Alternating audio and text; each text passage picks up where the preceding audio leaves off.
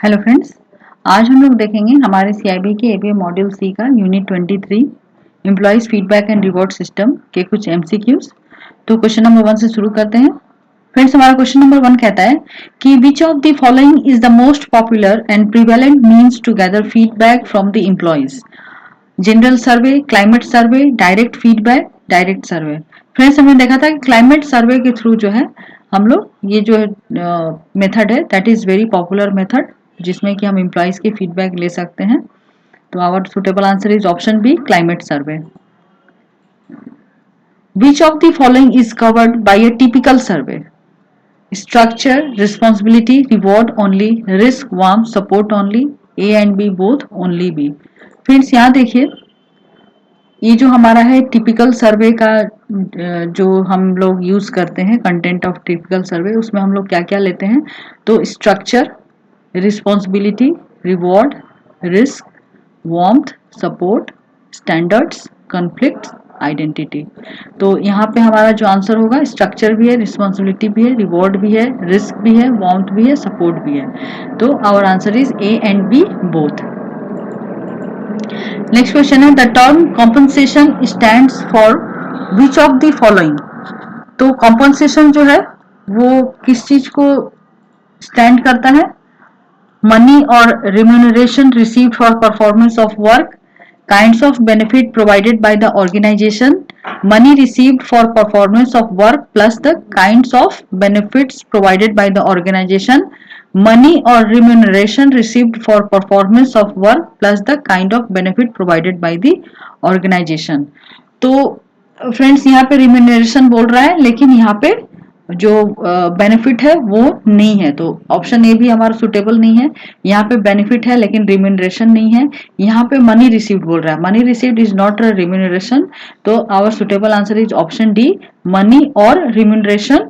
Money भी मिलेगा, remuneration भी मिलेगा for performance of work plus extra benefits जो है अलग से जो आपको मिलेंगे, जो ऑर्गेनाइजेशन आपको प्रोवाइड करेगी, that is also a part of compensation. So our answer is option D. Compensation include which of the following? Wages or salaries or bonus, cash allowances, benefits such as accident, health insurance, employer contribution to retirement funds. तो friends, compensation में जो है ये सारी ही चीजें include होती हैं, तो हमारा आंसर जो है option D, all of the above. यहाँ पे देखिए दे रहा है कि it would include wages or salary, bonus, cash allowances and benefits such as accident, health insurance covers, employers contribution to the retirement funds, provision of accommodation etc. तो इसमें हमारा जो आंसर होगा D, all of the above. Next देखते हैं friends, type of compensation in which the following is not matched properly? Top और middle management salary, supervisor salary, clerical और administrative staff salary, unskilled, semi skilled, skilled और highly skilled staff wages. तो friends, हमारे previous slide में देखिए यहाँ पे managerial जो है टॉप, मिडिल और जूनियर तीनों के लिए अगर हम लोग देंगे तो दैट इज कॉल्ड रिम्यूनरेशन, और सुपरवाइजरी के लिए जो कॉम्पनसेशन होगा उसको सैलरी, क्लरिकल और एडमिनिस्ट्रेटिव के लिए जो देंगे वो भी सैलरी। सिर्फ unskilled, semi skilled, skilled and highly skilled को अगर हम देंगे compensation, so that will be called as wages. तो here our answer is option A, top और मिडिल मैनेजमेंट सैलरी, क्योंकि ये सैलरी नहीं होगा फ्रेंड्स, ये रिम्यूनरेशन होगा। ये सही है, सुपरवाइजर्स के लिए सैलरी, क्लरिकल के लिए सैलरी और अनस्किल्ड, सेमी स्किल्ड के लिए वेजेस। तो our answer is option A, top और middle management salary is not a correct match. Type of compensation in which of the following does match properly? Highly skilled staff salary, skilled staff salary, semi skilled staff salary, unskilled staff wages. तो friends, ये skilled word जहां भी रहेगा ना वहां पे आपको wages करना है, वो हाईली हो या सेमी हो या अनस्किल्ड हो। तो our answer is unskilled staff wages. बाकी की ये जो तीनों सैलरी दे रखे हैं ये रॉन्ग ऑप्शन है। यहाँ पे देखिए हमने unskilled, semi skilled, skilled and highly skilled, ये चारों के चारों जो है उसको हम लोग वेजेस बोलेंगे। नेक्स्ट है compensation can be paid to. Compensation हम लोग किसको पे कर सकते हैं? An individual for his contribution, yes. To a team for certain measurable results, yes. To a group for certain measurable results, yes. Team को भी pay करेंगे, group को भी पे करेंगे और किसी एक सिंगल इंडिविजुअल के कंट्रीब्यूशन के लिए भी पे करेंगे। तो our answer is option D, all of the above. What are the basis for determination of compensation policy? अब compensation policy को determine करने के लिए हम लोग क्या क्या यूज करते हैं? तो यहाँ पे दे रहा है friends, company objectives, market situation और prevailing market rates, profitability, position of the company, internal and external pressure.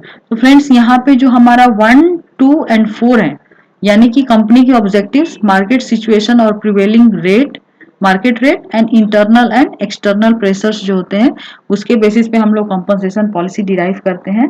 इसमें कंपनी के प्रॉफिटेबिलिटी पोजीशन से कोई कनेक्शन नहीं है।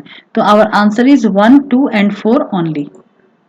यहाँ पे देखिए कंपनसेशन बेसिस दिया हुआ था हमारे बुक में, बेसिस और factor on which compensation gets decided, it could be company objectives, market situation और prevailing market rate and internal and external pressures.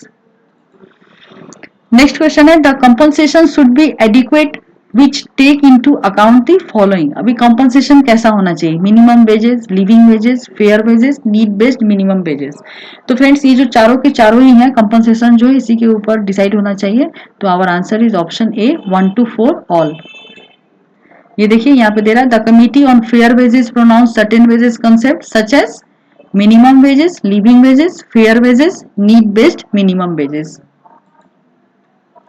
फिर देना which of the following does not match minimum wages, wage level to sustain the worker. Friends ये देखिए हम लोग यहाँ पे देखते हैं डायरेक्ट बुक में, हमने पहले डिस्कस भी किया है चैप्टर में, मैं फिर से एक बार बता दे रही हूँ कि कंसेप्ट ऑफ मिनिमम वेजेस क्या है? Wage level to sustain the worker, मतलब कम से कम जिसमें वर्कर जो है वो सस्टेन कर पाए, उस वो आपके वेज का वो लेवल होना चाहिए, that is called minimum wages.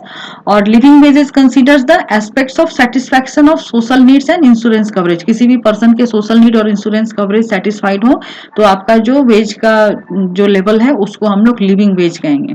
और फेयर वेज उसको कहेंगे, fair wage is the one between the minimum wages and the one which could be determined on the capacity of the organisation to pay but covering the aspect of productivity of worker, prevailing rates, economic scenario etc। Fair wages का मतलब है कि एक company का जो minimum capacity है पे करने का और एक पर्सन का जो उसकी प्रोडक्टिविटी कैपेबिलिटी है उसके बेसिस पे एक फेयर वेज डिसाइड करना, तो वो हमारा मतलब मिनिमम वेज डिसाइड करना वो हमारा फेयर वेजेस के अंदर आता है। The need-based minimum wages are aimed at satisfying the minimum human needs of the worker। Need-based minimum wages का मतलब होता है कि एक ह्यूमन नीड के जो बेसिक नीड होते हैं, सारे नीड वो अगर सेटिस्फाई हो जाए तो that is called the need based minimum wages. तो हमारा ये स्लाइड में क्वेश्चन है फ्रेंड्स कि मिनिमम वेजेस मतलब wages level to sustain the worker, correct है। Living wages satisfaction of social needs and insurance cover, ये भी करेक्ट है। फेयर वेजेस मतलब wage between the minimum and the one which could be determined on the capacity of the organisation to pay, ये भी correct है। Need based minimum wages the negotiated wages. Friends need based wages जो है वो negotiated wages नहीं होता है। Need based minimum wages का मतलब हमने यहाँ पे देखा कि wages are aimed at satisfying the minimum human needs of the worker. तो हमारा जो ऑप्शन 4 है दैट इज नॉट मैच्ड, तो answer is option D. Next question देखते हैं, Which of the following legislation of Government of India does not relate to wages and compensation? Friends हमने wages and compensation के बहुत सारे rules government of India के देखे थे, जिसमें हमारा पहला था the payment of wages act 1936, मतलब आपको जब आप किसी से काम करा रहे हैं तो आपको उसको वेज पे करनी है। द मिनिमम वेजेस एक्ट मतलब आप उससे कम किसी को भी वेजेस जो है वो पे नहीं करते हैं, मिनिमम आपको एक वहां पे एक रेशियो बना दिया गया है कि उससे नीचे आपको वेजेस नहीं पे करना है अगर आप किसी से काम कराते हैं। The payment of bonus act 1965 मतलब कंपनी को अगर एम्प्लॉय के कंट्रीब्यूशन की वजह से अगर कुछ प्रॉफिटेबिलिटी है तो उसका एक शेयर जो है वो कंपनी अपने एम्प्लॉयज को पे करेगा, तो that is called payment of bonus act. The equal remuneration act 1976 जिसमें हमारा जो जेंडर इशू था कि आप अगर मेन या वुमेन किसी से भी काम कराएं आपको सबको इक्वल रिम्यूनरेशन देना है। और कंपनीज एक्ट जो है फ्रेंड ये अलग है, ये कंपनी के रूल्स एंड रेगुलेशन जो बनते हैं, कंपनी कैसे फॉर्म होगी, ये सारे आपके कंपनीज एक्ट में आते हैं। तो ये जो है इसका कंपनसेशन या वेजेस से कोई लेना नहीं है, तो our answer is from 1 to 4। तो यानी कि 5 जो है that is not included. Our question is asking does not relate to wages and compensation, तो our answer is option D only 5। How the government of India ensures a bare minimum level of compensation to the workers? So by passing various types of legislation, yes. Through its administrative arms, yes. Through law enforcing agencies, यानी कि ये तीनों की तीनों ही जो है इसके through जो गवर्नमेंट है वो minimum level of compensation to the worker ensure करती है। तो our answer is option D, all the above. Next question है what is the meant by the term job evaluation. Friend, job evaluation हमने पहले भी देखा है कि it is a method of appraising the value of worth of one job in comparison to other jobs in the organisation. मतलब एक job की value दूसरे ऑर्गेनाइजेशन के जॉब के वैल्यू से अगर हम कंपेयर करते हैं तो that is called job evaluation. मगर आप यानी आप एक जॉब को दूसरे जॉब से इवैल्यूएट कर रहे हैं। तो our answer is option B.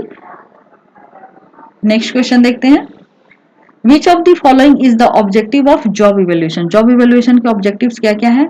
To determine the compensation rates, to link pay with the requirement of the job, to provide for pay differentials taking into account skills, efforts, hazards required in each job, to establish a compensation structure, to consider for promotion to next skill। तो friends 1 to 4 जो है वो हमारा job evaluation के objective है, और जो consider for promotion to next scale है इसका जॉब इवैल्यूएशन से कोई मतलब नहीं है। नेक्स्ट क्वेश्चन है हमारा, when the reward is link to performance it can be of 3 types.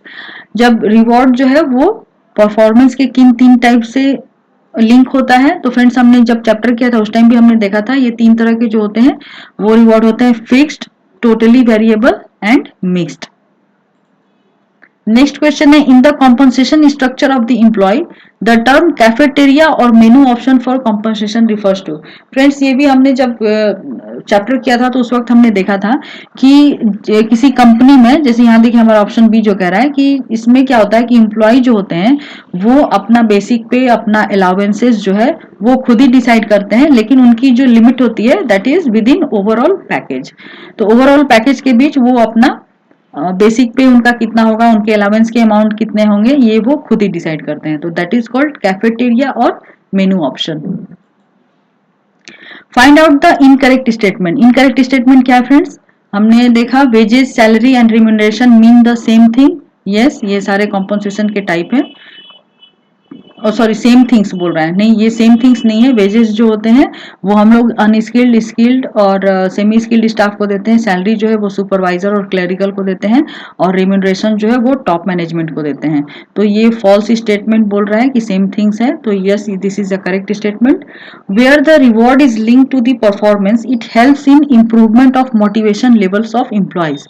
True. हाँ फ्रेंड्स, ये बिल्कुल ही ट्रू स्टेटमेंट है, क्योंकि जब आप परफॉर्मेंस के साथ रिवॉर्ड को लिंक कर देते हैं तो ये एम्प्लॉय के मोटिवेशन लेवल को इंप्रूव करता है। सी है, uniform wage structure helps in improving the performance. False. नहीं फ्रेंड्स, ये फॉल्स स्टेटमेंट नहीं है, ये करेक्ट स्टेटमेंट है। अगर आप यूनिफॉर्म वेज स्ट्रक्चर बनाते हैं तो ये किसी भी एम्प्लॉय के या वहाँ के जो भी ग्रुप या टीम है उसके परफॉर्मेंस को इंप्रूव करने में हेल्प करता है। The remuneration to managerial position is referred to as salary. True. नहीं फ्रेंड्स, ये फॉल्स स्टेटमेंट है, क्योंकि this is referred to as आपका कॉम्पनसेशन। सैलरी जो है that is referred to clerical and supervisor.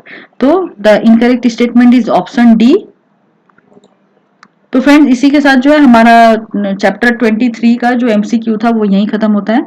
तो नेक्स्ट वीडियो में हम लोग यूनिट 24 के कुछ एमसीक्यू के साथ मिलेंगे। तो अगर आपको हमारा चैनल अच्छा लग रहा है तो आप हमारे चैनल को सब्सक्राइब करिए, शेयर करिए। आप थम्स अप और थम्स डाउन बटन को प्रेस करके हमारे वीडियो को लाइक और डिसलाइक भी कर सकते हैं। तो नेक्स्ट वीडियो के लिए keep watching our channel and thank you friends for watching our channel.